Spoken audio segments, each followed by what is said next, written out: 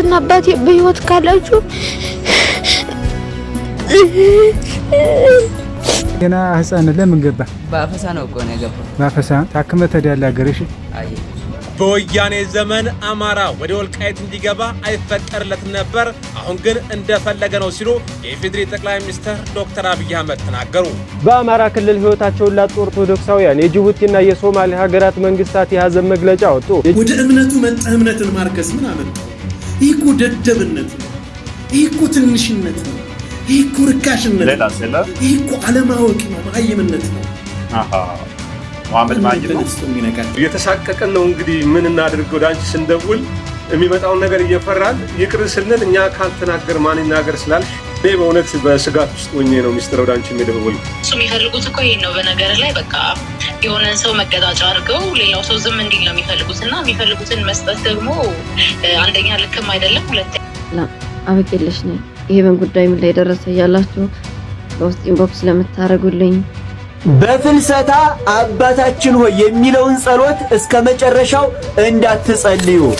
ሰላም፣ በድጋሚ በአዳዲስ መረጃዎች ተመልሼ መጣሁኝ። የትግራይ እናቶች ይበቃናል፣ መድኃኔዓለም ሆይ ተለመነን ሲሉ ተማጽነዋል። በወያኔ ዘመን አማራ ወደ ወልቃይት እንዲገባ አይፈቀድለትም ነበር፣ ነገር ግን በእኛ ዘመን እንደፈለገ ነው ሲሉ ጠቅላዩ ተናግረዋል። ይህ ንግግራቸውም ብዙሃኑን አስቆጥቷል። የጅቡቲና የሶማሌ ሀገራት በአማራ ክልል ለሞቱት ኦርቶዶክሳውያን የሀዘን መግለጫ አውጥተዋል። ሚስጥረ ስላሴም ስለታሰረው ፖለቲከኛ አበበ ሚስጥር ተናግራለች። እነዚህንና ሌሎቹንም በሰፊው የምንመለከት ይሆናል። ለዚህ ቤት አዲስ ከሆናችሁ ቤቱን ሰብስክራይብ፣ ቪዲዮን ደግሞ ላይክ እና ሼር ማድረጋችሁን እንዳትረሱ። ከዚህኛው ቪዲዮ እንጀምር። ወደ እምነቱ መጣ እምነትን ማርከስ ምን አመጣው? ይህ እኮ ደደብነት ነው። ይህ እኮ ትንሽነት ነው። ይህ እኮ ርካሽነት ነው። ይህ እኮ አለማወቅ ነው፣ መሀይምነት ነው። መሐመድ ማጅድ ተነስቶ የሚነካቸው ነብይ አይደለም አለይሂ ሰላቱ ወሰላም። እስኪ ታሪካቸውን አነበብን። ሙስሊሞች እንዲህ ሲጮሁ ስታያቸው እስኪ ማን ናቸው ብለህ ተመራመር አየ። ለዛም ነው አውሮፓ ዴንማርክ ውስጥ ነብዩ ሰለላሁ ዐለይሂ ወሰለም በማጠልሸት የሚታወቅ ስለ ነብዩ ሰለላሁ ዐለይሂ ወሰለም ጥላቻ ለመጻፍ ጥናት የጀመረው ሰው እንዴት እስልምና እንደተቀበለ ሂድና አንብበህ ተረዳ። እውነት ነው። ለመሐመድ መጽሐፍ ሲጽፍለት የነበረው ቁርአንን ወደ ክርስትና እንደመጣስ አንተ አንብበሃል። ስለ ነብዩ ታሪክ ጥላቻ የነበረበት አንድ ሰው እስልምናን ተቀበለ። ማን ነው? የት ነው? ምንድን ነው? ሶዋት አንድ ሰው ቢመጣ ቢሄድ የነብዩ ሰሃባዎች ኢትዮጵያ መጥተው ክርስቲያን እንደሆኑ አልሰማህም? ለመሐመድ ቁርአንን ሲጽፍለት የነበረው መሐመድ እኔ ከጻፍኩለት ውጭ አንዳች የሚያውቀው የለም መሀይም ነው ብሎ ክርስቲያን እንደሆነ አታውቅም? እውነታውን ስታውቅ ሰው ከወንክ አእምሮ ካለ ወደ እስልምና ወላሂ ትመጣለህ። ሸሃዳህን በአደባባይ ታውጃለህ። ኢንሻአላህ ልብህ ንጹህ ከሆነና ደግሞ ካነበብክ ካጠና ወደዚህ መስመር እንደምትመጣ እርግጠኛ ነኝ። ኡስታዝ በድሩ ቻሌንጅ አድርጋለሁ ወደ እስልምና እንደመጣ ሻሃዳ እንደሚይዝ እንደዛ ነው እያልክ ያለው። ጭንቅላት የሌለውን እግር ላመልክ ማለት ነው። አርሽ የተንጠለጠለ ከሰባተኛ ሰማይ በላይ ያለ ከሌሊቱ 1/3 ሁሌም እግር ብቻ ሆነ የሚመጣ የተገጣጠመ ይሁን የተነጣጠለ እንደ ቅርጫ ቤት ስጋ የተበታተነ ይሁን የተገጣጠመ ማይታወቅ ጭንቅላት አልባ አንገት አልባ እግር ላመልክ ማለት ነው። ኡስታዝ በድሩ አንተ ራስህ ደፍረህ እኔ ሻሃዳ ታሲዛለህ ወይ? ጭንቅላት የሌለውን አላህን አምልክ ትለኛለህ ወይ? ትላለህ ወይ? አምላካችን ሁለት እግር ነው፣ ሁለት እጅ ነው። አንገት ይኑረው አይኑረው አናቅም። ጭንቅላት ይኑረው አይኑረው አናቅም። ደረት ይኑረው አይኑረው አናቅም። ወገብ ግን አለው፣ ባት አለው። ሽንጥ ይኑረው አይኑረው አናቅም። ታፋ ይኑረው አይኑረው አናቅም። 5 ጣት አለው እና እሱን አምልክ ትለኛለህ? ደፍረህ ትላለህ ወይ? ቻሌንጅ አደርጋለሁ። ይሄን ያልካትን እስቲ ና እንደዛ በልና አስበከኝ እና አምላኬ ጭንቅላት አልባ ነው እግር ነው እና ሻዳ ያዝበለኝ እስቲ ድፈር ነው።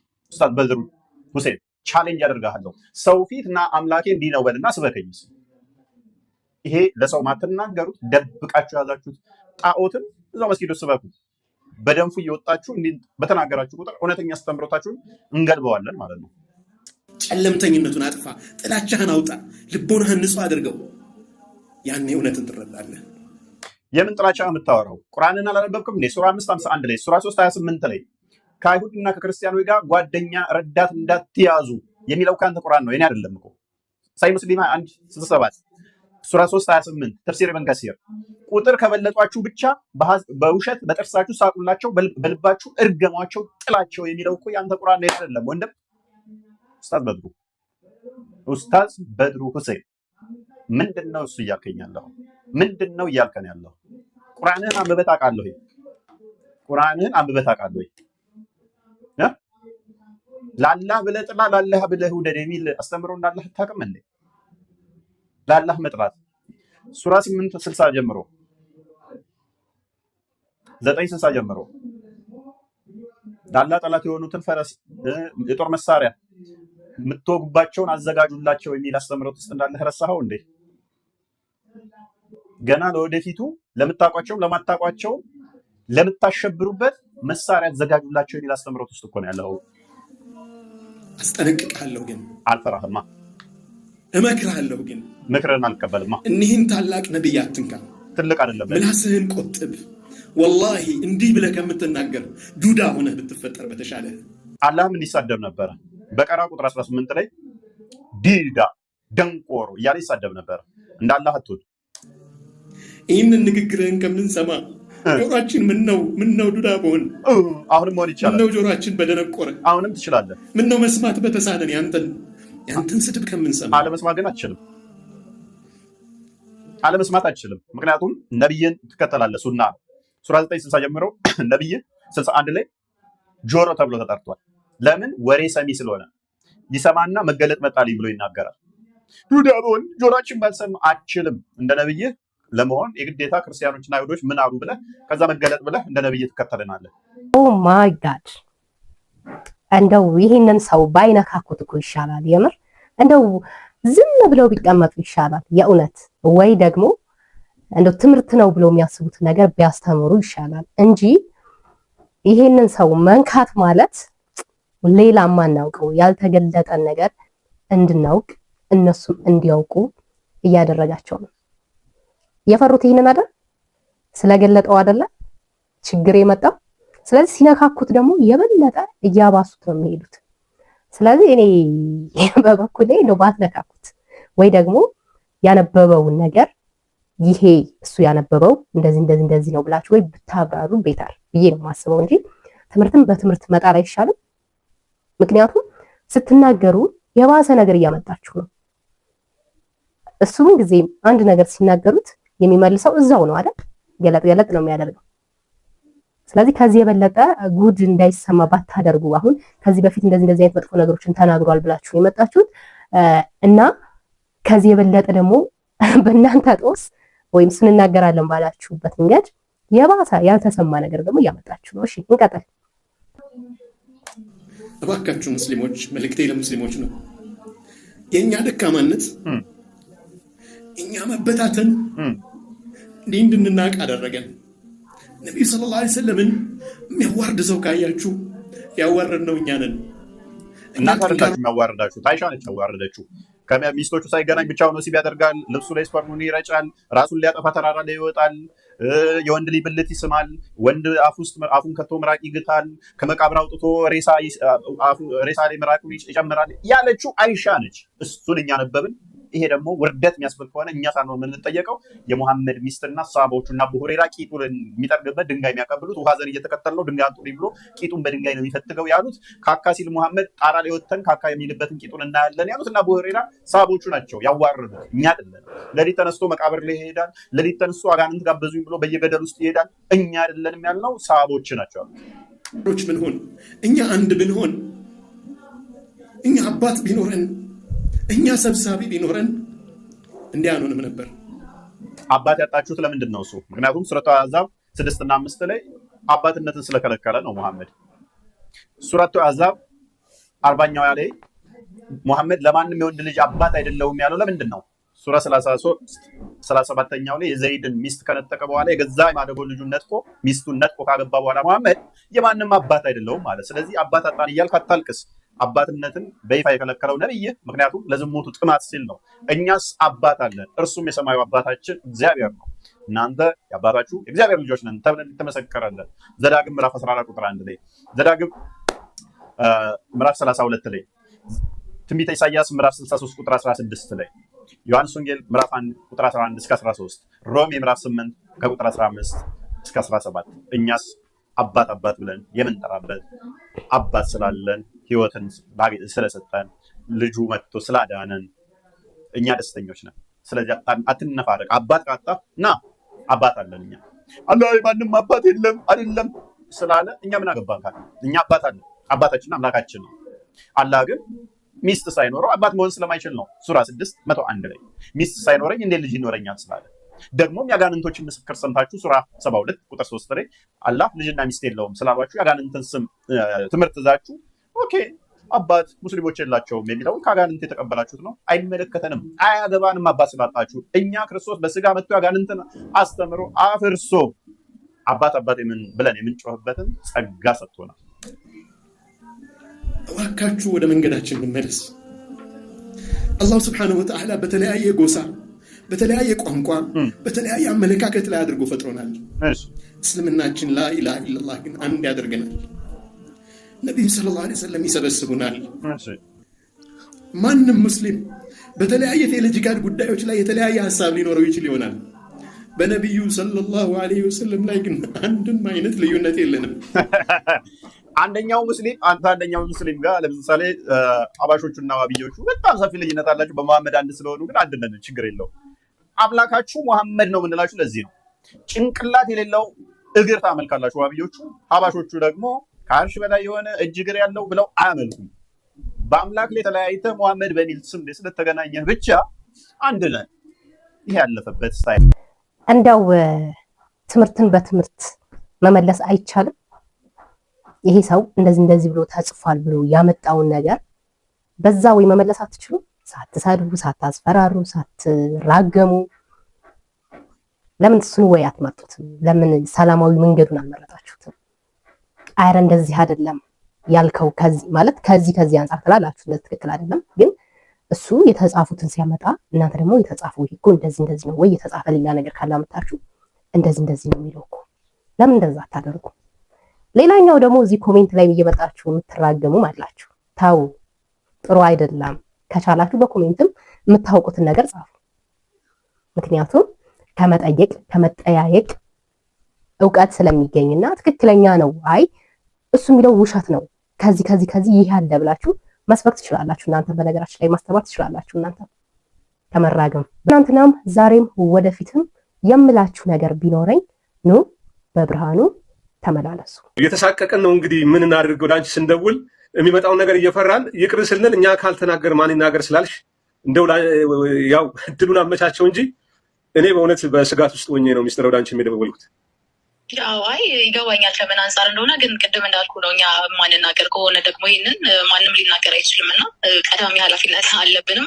ሁለተኛ ደግሞ እነሱ የሚፈልጉት እኮ ይሄ ነው። በነገር ላይ በቃ የሆነን ሰው መቀጣጫ አድርገው ሌላው ሰው ዝም እንዲል ነው የሚፈልጉት እና የሚፈልጉትን መስጠት ደግሞ አንደኛ ልክም አይደለም፣ ሁለተኛ እዚህ ካለንበት ዓላማን በጣም የተቃረነ ነው የሚሆነው እና ገላገልሽን እንደዛ ካልሽን የምቀራለሁ ያው እንግዲህ የነጻነት አየር እስክትወጣ ድረስ የሚከፈለውን መስዋዕትነት ለመክፈል ቆርጣችሁ ስለገባችሁበት እያንዳንዷን መድረክ ቀዳዳ መጠቀም ነው ለህዝብ ድምፅ መሆን። እንደው በአቶ አበበ አካሉ በይስሐቅ ላይ ባበራ ንጉስ ጉዳይ ያገኛችሁት መረጃ አለ? ፍርድ ቤት አልቀረቡም፣ ክስ አልተመሰረተም፣ ከጠበቃ ከቤተሰብ ጋር አልተገናኙም? አዎ እንግዲህ እኛም ጠበቆችን አናግረናል። አሁንም ከጥቂት ደቂቃዎች በፊት ከእነሱ ጋርም ተነጋግሬያለሁ እኔ ክስ ምንም እንትን እንዳላልና አሁን ዛሬ ያቀርባቸዋል ብሎ ኤክስፔክት አድርገው የነበረ ቢሆንም እንዳልቀረቡ ምናልባት እንግዲህ ነገ እንደው መልካም ፈቃዳቸው ከሆነ ነው የሚባለው መቼ በሚያሳዝን ሁኔታ እንደሚያቀርቧቸው ኤክስፔክት እናደርጋለን። ግን እስካሁን ድረስ ምንም ወደ ፍርድ ቤት የቀረቡት ነገር የለም፣ የተገናኘ ነውም ነገር የለም ፎርዛት ማተር ከነሱ ጋር። ምክንያቱም የይስሐቅን ጉዳይ ስንጠይቅ አለ የተባለበት ቦታ የለም የሚል መልስ ነበር ለአመራራችን የሰጡት። ነገር ግን ከዛ በኋላ ባደረግነው ማጣራት እዛ እንዳለ ለማወቅ ችለናል። ሶስቱም አንድ ቦታ እንደሆኑና የጠበቃ አበራ ንጉስ ትናንትና ከታሰረ በኋላ ዛሬ ጠዋት ቤቱን ለመፈተሽ እንደወሰዱት መረጃ አግኝተናል ከቤተሰቡ። ግን የታሰሩበት የተከሰሱበት ምንም አይነት ምንድነው አመክንዮ የሚለው ምንድነው ምክንያታቸው የሚለው ነገር እስካሁን ድረስ ምንም የሰማነው ነገር የለም። ያው የምንገምታቸው ነገሮች ቢኖሩ መልካም። በቅርቡ በመንግስት በኩል የተወሰዱ ያሉ እርምጃዎች አሉ ሀሳብን ከመግለጽ ነጻነት ጋር በተያያዘ እንግዲህ በተገኘው ሚዲያ ላይ ሀሳባቸውን ከሚገልጹት ዋና ዋናዎቹ ሶስቱ ታፍነው ማጎሪያ ገብተዋል። ለህዝብ የሚናገርለት የለም። አቶ አበበ ዘይሴ ማህበረሰቡ ላይ የደረሰውን አጠቃላይ መብት ጥሰት ሲገልጽ ብዙዎቹ ይገረሙ ነበር። አቶ አበበ በብሔር ወይም የዘር ግንድ ከተሳበ ከዘይሴ የሚወለድ አይደለም፣ ግን ለወገኖቹ ያለውን ፍቅር ማሳያ መሆኑን ራሱ አንዱ በቂ ማረጋገጫ ነው። እንደው ይሄ አርት ቲቪ ላይ አሃዱ ቲቪ ላይም የኢትዮጵያ የመገናኛ ባለስልጣን የሰጠው መግለጫም አለ። እንደው በአንጻራዊነት ሌሎችን አካላት ወደ ሚዲያ እንደው የተወሰነ ሀሳብ የሚያንሸራሽሩ ቡድኖችም ጋዜጠኞችም ተቋማትም የማፈኑ ነገር ተጠናክሮ መሄዱን ማሳያዎች አሉና እንደው ከምን አንጻር እነሱንም እስራት የሰሞኑ የሚዲያዎችን ማስጠንቀቂያ እንዴት ተገበግናቸዋለሽ? ባጭሩ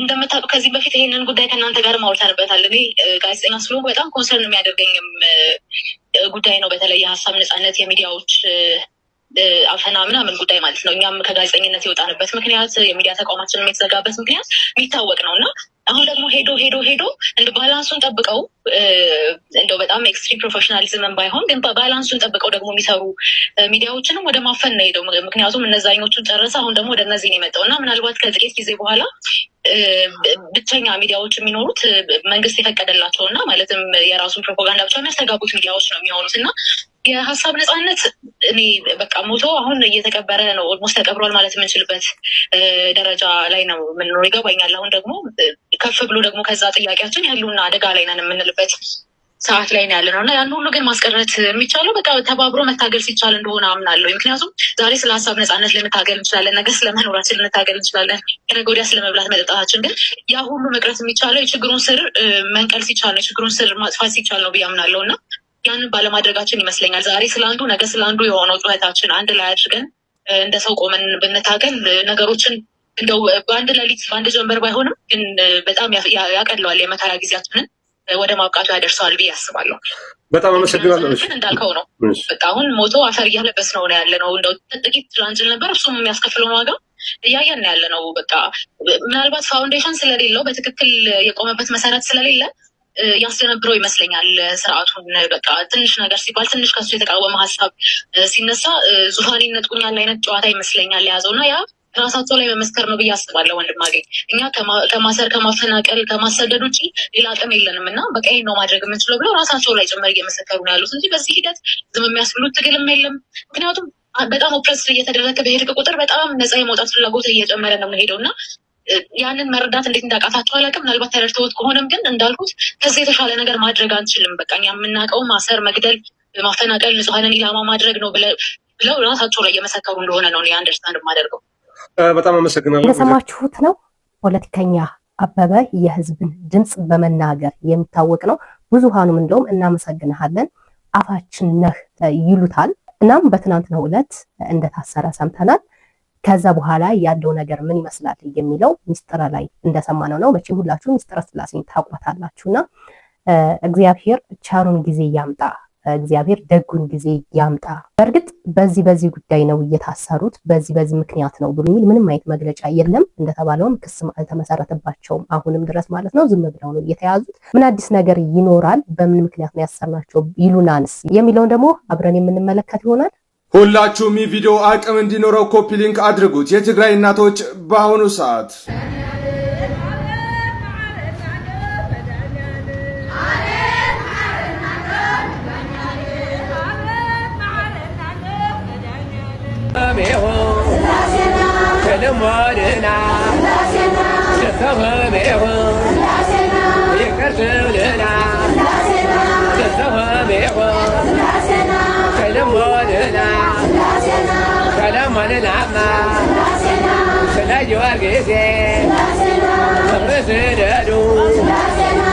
እናትና አባቴ በህይወት ካላችሁ እናትና አባቴ በህይወት አላችሁ ይመጣሉ ብዬ ተስፋ አደርጋለሁ። በቅርቡ እንደሚረቁኝ ተስፋ አደርጋለሁ። እሺ በቅርቡ ግን እሄዳለሁ። እሺ እግዚአብሔር ይጠብቃችሁ ነው የምለው። ሌላ ምንም ማለትም የምናትና አባቴ ጋር በሰላም እንድኖር ላኩኝ። ቆይ እንደዚህ ነው የመጣው? እዚህ ነው የገባው። ያኛው ስጅስ ደግሞ በዚህ ገብቶ ነው ለዚህ ነው እንደመጣ ለጉዳያችሁ ባንበላላው ታውቁበት ታክመህ ተዳለ ሀገርሽ። አይ እስኪ አንዳንድ ጓደኞቻችሁን አውጧቸው። እስኪ እየደወላችሁ አንዳንድ ጓደኞቻችሁን አውጧቸው። ስልክ እኮ ይረነፋል። እኛ እኮ አንድ ወደ ራሱ አልመላንም። ያው ደሞዛችን ስንተኛ ዙር ናችሁ? 43ኛ ነው። 43ኛ የት ነው የሰለጠንክ? ብር ሸለቆ ነው። አሁን ዘንድሮ ነው ወጣ። አሁን ደሞዝ አልበላህም? ወብላሂ ምንም አልበላንም። ለምን ገባህና? አሁን አንተ ገና ህፃን ለምን ገባህ? በአፈሳ ነው እኮ ነው የገባው። በአፈሳ? እኔ የቀን ስራ ነው የምሰራው እዛ ሀገር ላይ። የት ነበር ሀገርህ? ድሬዳዋ ነው። ድሬዳዋ ነው። አንተስ? ስራ እየሰራ ሐረርጌ ነው። አንተ መንገድ ነበር ከመንገድ ታክሽ ነው ያልክ። አንተስ? አዳማ ሲዳማ ነው። አንተስ? ደቡብ ነው። አሁን እንግዲህ ታክመህ ትሄዳለሽ። ፈጣሪ አትርፈዋል። በቃ አይዞሽ። ፋኖ ምንም አያደርግም፣ አይገልም። አይዞሽ። ለመንግስትና ለህወሓት አስቸኳይ የሰላም ጥሪ ተላከ። በአዲስ አበባና በመቀሌ መካከል ያለው ውጥረት መባባሱን ተከትሎ የአውሮፓ ሰላም ፋውንዴሽን ከፍተኛ ማስጠንቀቂያን አወጥቷል። በኢትዮ ሱዳን ወሰን አካባቢ የታዩ የጦርነት እንቅስቃሴዎችና በፕሪቶሪያው ስምምነት አፈጻጸም ላይ የተፈጠሩ አለመግባባቶች ሀገሪቱን ዳግማዊ ወደ ግጭትና ሰብአዊ እልቂት እንዳይመልሷት ተፈርቷል። ለፖለቲካ ልዩነቶች ወታደራዊ መፍትሄ የለም ያለው ተቋሙ ሁለቱም ወገኖች በትዕግስት ወደ ውይይት እንዲመለሱም ጥሪ ቀርቧል። ህፃናት ይማሩ፣ ህፃናት ይጫወቱ፣ ህፃናት ማግኘት ያለባቸውን ጊዜ ወይም ማግኘት ያለባቸውን የልጅነት ጊዜ ያገኙ። የእውነት ያሳዝናል። ይሄ እኮ ነው የጦርነት ክፋቱ፣ ይሄ ነው። ያለ አቅማቸው ማሰበር የሌለባቸው ነገር እያሰቡ እየተማገዱን ጭምር እያየና ነው። እና እንደው እግዚአብሔር አምላክ አሁንም ምሕረቱን ይላክ። የሰላም ዋጋዋ ሰላም ውድ ነች። ዋጋዋ ይሄ ነው ተብሎ አይተመንላትም። እና ሁላችንም ልንጸልይ ይገባል። ይሄንን ክፉ ቀን እንዲያሳልፍልን፣ በወንድም ላይ ወንድሙ በወንድሙ ላይ የተነሳበትን ዘመን እንዲያሳልፍልን፣ እሱ በቃችሁ እንዲለን ልንጸልይ ይገባል። ከጸሎት ውጪ ይሄ ነገር የሚያልፍ አይደለም፣ የሚገፋ አይደለም። ከአሁኑ የበለጠ ደግሞ የሚመጣው እጅግ በጣም ያስፈራል። በዛኛውም አለ፣ በዚህኛውም አለ፣ ሌላም አለ። በየቦታው ስንሄድ በጣም ብዙ ችግር አለ፣ በጣም ብዙ እና የሰላም አምላክ ሰላሙን ይስጣል። የፍቅር አምላክ ፍቅሩን ይስጣል። የሱ እጅ ካልገባ ይሄ ነገር በሰው ሕሊና ወይም በሰው አእምሮ የሚሆን ነገር አይመስለኝም እና ለሀገራችን እንጸልይ። በወያኔ ዘመን አማራ ወደ ወልቃይት እንዲገባ አይፈቀድለትም ነበር፣ አሁን ግን እንደፈለገ ነው ሲሉ የኢፌዴሪ ጠቅላይ ሚኒስትር ዶክተር አብይ አህመድ ተናገሩ። በሰሞኑ ከአማራ ሚዲያ ኮርፖሬሽን ጋር ባደረጉት ቃለ ምልልስ ስለ ወልቃይት ጠገዴ ተጠይቀው የሰጡት ማብራሪያ ማነጋገሩን ቀጥሏል። ወልቃይት ማለት ምዕራብ ትግራይ ነው። በትግራይ ኃይሎች ስር በነበረበት ጊዜ ማንኛውም የአማራ ህዝብ ወደ ወልቃይት እንዲገባ አይፈቀድለትም ነበር፣ አሁን ግን አማራ እንደፈለገ እያደረገው ነው ብለዋል። አክለውም ጠቅላይ ሚኒስትሩ የትግራይ ኃይሎች ወልቃይትን መልሱልን፣ ሁሉም የፋኖ አመራሮች ወልቃይት የእናንተ ነው ውሰዱ ብለውናል። የፌዴራል መንግስት ነው የከለከለን፣ እናንተ ናችሁ ጠቅልላችሁ ለአማራ ህዝብ የሰጣችሁት እያሉን ነው ሲሉም በግልጽ ተናግረዋል። ይህ ንግግራቸው ብዙሃኑን አስቆጥቷል። በጣም ብዙ ሰው ተቆጥቷል። እንደዚህ እያሉ ነው ብለው ማቅረባቸው ምን ማለት ነው? እንደው ከአንድ መሪስ ይሄ ይጠበቃል ወይ ብሎ የእውነት ብዙ ሰው ተበሳጭቷል፣ ተናዷልም ጭምር። እንዴት እንደዚህ ይላሉ ብለው ማለት ነው። እናንተ ሀሳብ አስተያየታችሁን ኮሜንት ላይ አስቀምጡልኝ። እኔ ግን ጓደኛ ነበረችኝ ከወልቃይት የመጣች አብረን የተማርን ልጅ አውቃለሁኝ እና አላቅም እንግዲህ ምን እየተወራ እንደሆነ አይዶንት ኖ። ሌሎች ካላችሁ የገባችሁ ኮሜንት ላይ አስቀምጡልኝ። ሀሳብ አስተያየታችሁንም የእናንተ ደግሞ ምን እንደሚመስል አሁንም በኮሜንት አስቀምጡልኝ። በአማራ ክልል ህይወታቸውን ላጡ ኦርቶዶክሳውያን የጅቡቲና የሶማሊያ ሀገራት መንግስታት የሀዘን መግለጫ ወጡ። የጅቡቲው ፕሬዝዳንት እስማኤል ኡመር ጌሌና የሶማሊያ ፌዴራላዊ ዴሞክራሲያዊ ሪፐብሊክ መንግስት በአማራ ክልል ሰሜን ሸዋ በሚገኘው ጻድቃኔ ደብረ ምጥማቅ ቅድስት ማርያም ገዳም በደረሰው የናዳ አደጋ ህይወታቸውን ላጡ ወገኖች የተሰማቸውን ጥልቅ ሀዘን ገልጸዋል። የጅቡቲው ፕሬዝዳንት በኤክስ ገጻቸው ባስተላለፉት መልእክት ለኢትዮጵያ ህዝብና መንግስት አጋርነታቸውንና ድጋፋቸውን ያረጋገጡ ሲሆን የሶማሊያ ውጭ ጉዳይ ሚኒስቴርን በሰጠው መግለጫ በዚህ አስቸጋሪ ሰዓት ከኢትዮጵያ ጎን እንደሚቆም ገልጾ ለተጎጂ ቤተሰቦች መጽናናትን ተመኝቷል። በሰሜን ሸዋ ዞን በደረሰው የናዳ አደጋ ቢያንስ 14 ምዕመናን ህይወት ማለፉንና በ7 ሰዎች ላይ ደግሞ ጉዳት መድረሱ ይታወሳል። እጅግ በጣም ነው የምናመሰግነው። የእውነት በጣም እናመሰግናለን። የኛዎቹ ከእናንተ ቢማሩ ደግሞ መልካም ነው። አንዳንዴ ኤክስፔክት ከምናደርገው ወይም ከምንጠብቀው አካል የጠበቅነውን ነገር ስናጣ ጭራሽኑ ካልጠበቅነው አካል ደግሞ እናገኛለን አንዳንድ ነገሮች አይደለ ላይክ በህይወታችንም ማለት ነውና ከሚጠበቁት ቀርቶ እንደዚህ ከማይጠበቁት ሲገኝ ደስ ይላልና ታንኪዩ። ሌላኛው አበቂለሽን ሁላችንም እናውቃታለን አይደለ? አበቂለሽ የልጇን ሁኔታ ታውቃላችሁ። አመታቶች ተቆጥረዋል። አሁንም ግን እየተንገበገበች በጣም በእሳት ስሜት ውስጥ ሆና እንዲህ ትለናለች። አበቂለሽ ነኝ። ይሄ ጉዳይ ምን ላይ ደረሰ ያላችሁ በውስጥ ኢንቦክስ ለምታረጉልኝ ከሀገር ውስጥም ከውጭም ያላችሁ ወገኖቼ በሙሉ ከልብ ማመስገን ፈልጋለሁ። ይሄ ጉዳይ ድጋሜ ለ4 ወር ተቀጥሯል። 3 አመት ሙሉ ፍርድ ቤት ቆሜያለሁ። ለ4ኛ አመት እንዴት እንደምቆም ከብዶኛል። ሀዘኑ በጣም ከባድ ነው። እንዴት እንደምረሳት አላቅም። በጣም ከብዶኛል። በጣም ከባድ ነው። እናቶቼ በጸሎታችሁ ስቡኝ። እንዴት እንደምሆን አላቅም። በጣም ግራ ገብቶኛል። መተኛት አልቻልኩም። ልጄን መርሳት አልቻልኩም። ፍትህ የለም። ለማን እንደምናገር ግራ ገብቶኛል። በጣም ግራ ገብቶኛል።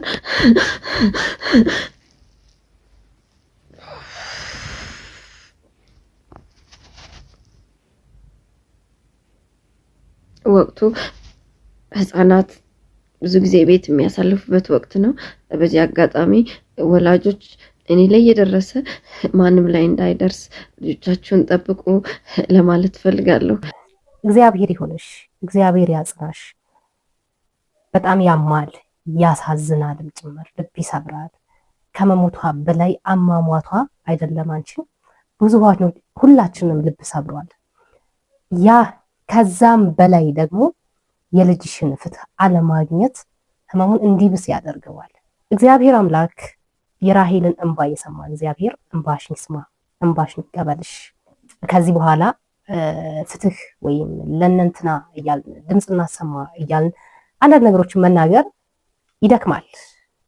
ተናግረን መፍትሄ ሲገኝ ተናግረን የሆነ መፍትሄ ሲታይ ይቀጠልበታል፣ ይገፋበታል በዛ ጉዳይ። ነገር ግን ምንም ነገር ከሌለ ወደ ላይ ማመልከት ወደሱ መናገር ካልሆነ አማራጭ አናገኝምና እግዚአብሔር አምላክ አሁንም በድጋሜ እሱ ያጽናሽ፣ እሱ ያበርታሽ፣ እግዚአብሔር ያጽናሽ እያላችሁ እናንተም በኮሜንት አጽናኗት። የልጅ ህመም ያማል በጣም አይደለም ይቅርና በአሰቃቂ ሁኔታ በሚያም ሁኔታ ተገድላ ልጆቻችን ሲወድቁ የሆነ ነገር ጭረት ሰውነታቸው ላይ ካጋጠማቸው ምን አይነት ፔኑ ምን እንደሆነ እናት ህፃን ልጇን መርፌ ልታስወጋ እንኳን ስትሄድ ልጅቷ ስትወጋ እናት የምትሆነውን ስሜት እናውቀዋለንና አይደለም በዚህ ሁኔታ ነው። እና እግዚአብሔር አሁንም ያጽናሽ። መጨረሻ በፍልሰታ አባታችን ነው የሚለውን ጸሎት እስከ መጨረሻው እንዳትጸልዩ ይሉናል አባታችን። ለምንድን ነው በፍልሰታ አባታችን ሆይ የሚለውን ጸሎት እስከ መጨረሻው እንዳትጸልዩ? እስከ ምንድነው መጸለይ ያለበት? እነግራችኋለሁ። በደንብ አድርጋችሁ ስሙኝ። ይሄ ቪዲዮ ብዙ ሰው እንዲማርበት ሼር፣ ኮፒ ሊንክና ላይክ እያደረጋችሁ ለብዙዎች እንዲዳረስ አድርጉት። ኮመንት ላይ ደግሞ እግዚአብሔር ይርዳኝ እያላችሁ ሁላችሁም ጻፉ።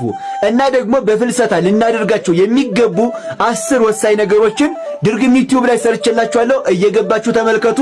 ቻናሉንም ሰብስክራይብ አድርጉ ሁላችሁም። እናም በጾመ ፍልሰታ አባታችን ሆይ የሚለውን ጸሎት እስከ መጨረሻው እንዳትጸልዩ። ሁላችሁንም ግን አይደለም፣ ሁላችሁን አይደለም። ኋላ እነማንን ነው የሚመለከታችሁ ሰዎች እነማን እንደሆናችሁ መጨረሻ ላይ እነግራችኋለሁ። ታዲያ እስከ ምንድነው መጸለይ ያለብን ካላችሁኝ፣ አባታችን ሆይ በሰማያት የምትኖር ስምህ ይቀደስ፣ መንግስትህ ትምጣ፣ ፈቃድህ በሰማይ እንደሆነ እንደዚሁም በምድር ላይ ይሁን፣ የዕለት እንጀራችንንም ስጠን ለዛሬ እስከሚለው ድረስ ነው። ምክንያቱም ከዚህ በኋላ ያለው ቃል ምንድነው የሚለው? በደላችንንም ይቅር በለን የሚል ነው። በደላችንን ይቅር በለን ለማለት ደግሞ በመጀመሪያ የበደሉትን ይቅር ማለት ይገባል። እናንተ ደግሞ ገና ይቅር ያላላችኋቸው ሰዎች በጣም ብዙ ናቸው። ይቅር ያላላችሁ ሰው አለ። ስለዚህ ይቅር ሳትሉ ደግሞ በደላችንን ይቅር በለን ብትሉ ከንቱ ጩኸት ነው። ይቅር ሳይሉ ይቅር መባል የለም። እኔ አይደለሁም ያልሁት፣ መጽሐፍ ቅዱሱን ግለጡና አንቡት። በማርቆስ ወንጌል ምዕራፍ 11 ቁጥር 25 ላይ እንደዚህ ይላል። በደንብ አድርጋችሁ ስሙኝ። በምትጸልዩበት ጊዜ ልብ አድርጉ። በምትጸልዩበት ጊዜ በሰማይ ያለው አባታችሁ በደላችሁን ይቅር እንዲላችሁ በወንድማችሁ ያለውን በደል ይቅር በሉ።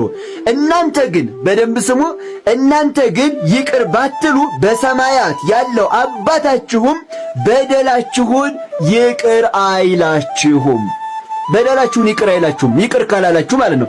ስለዚህ ይቅር ሳትሉ ይቅር በላይ ብትሉ ከንቱ ጩኸት ነው። ስለዚህ በመጀመሪያ